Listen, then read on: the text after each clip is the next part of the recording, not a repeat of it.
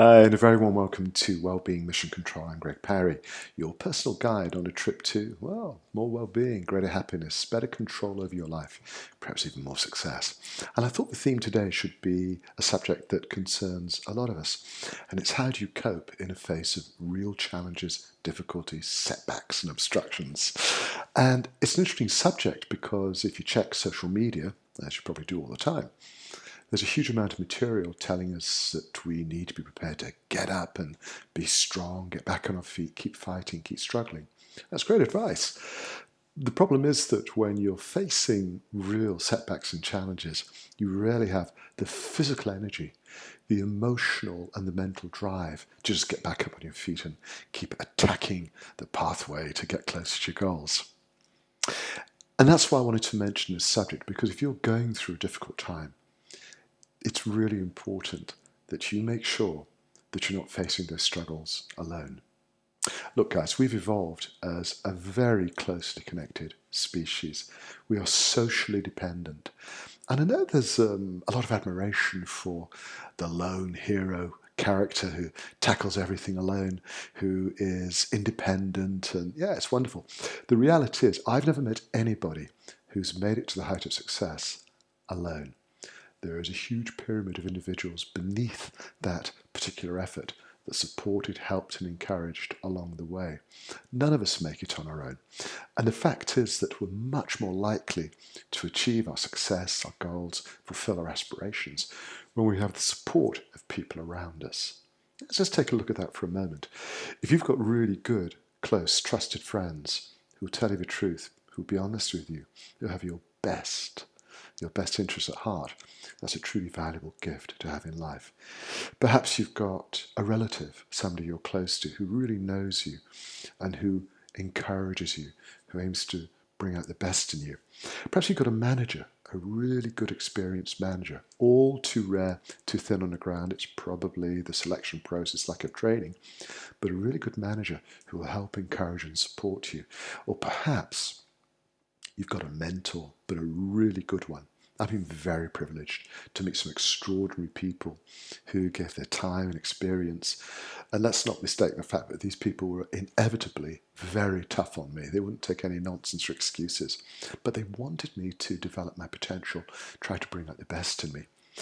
The fact is, if you have one of those individuals in your life, if you're struggling, that's when you need to pop your ego to one side, put your hand up and call for help and say, look, I'm really struggling.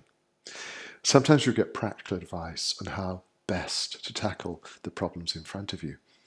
But I found the very best advice was to discover how I was dealing with it emotionally and mentally. What was my mindset, my frame of mind doing to contribute to the problem or to resolve it?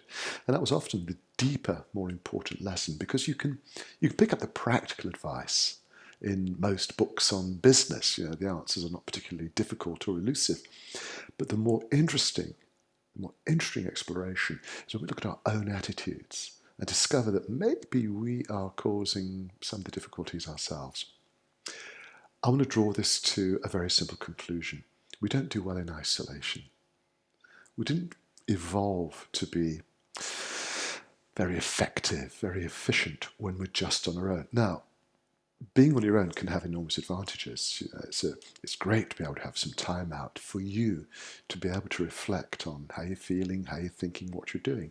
Those periods of separation are absolutely essential for our health and our well-being. But if we're in prolonged isolation, the benefits tend to slip away very quickly and we move into a rather strange, shadowy world, which can be quite toxic, quite harmful, quite destructive. Particularly if you're facing challenges and setbacks. You know, you've hit a reverse, you've been knocked back, and you're just struggling to pick up the pieces and move on. That's exactly when you need the support of people around you. Maybe it's one person, maybe it's a group. But be prepared to reach out. And I'll go further, because if you're really struggling, it's wonderful when you have the presence of mind to seek professional help. Get somebody who's really good, a therapist who can guide you through the process of what you're experiencing, get you to the other side so you feel strong enough, empowered enough to get back into the game and divert your energies towards fulfilling your goals and ambitions. This is a sensitive subject, and I've worked with some extraordinarily sensitive people who were all too aware how difficult it is to approach others for help because of the fear of rejection. But you might be pleasantly surprised at how quickly, how willing people are to help you simply because you have asked for help. Deep down, most of us really enjoy helping others. We're hardwired for that. It's part of a revolution. And it makes the world a much better place to share when we're willing to give of our time and experience to help others. And there's another benefit to this, because when you ask for help and you discover people are really willing to be there for you, to help you, guide you, encourage you, motivate you, get you back on your feet, you're almost inevitably going to meet people who are also struggling. And then you will be the one to extend a helping hand, to lift them up and get them back on their feet. So it's a virtuous cycle that spreads wonderful behavior wherever you go. If you've got any comments, any observations you'd like to share, feel free to email me. My address is in the description below. I hope you found this useful. It's a subject that's close to my heart. And in the meantime, may I wish you a wonderful day.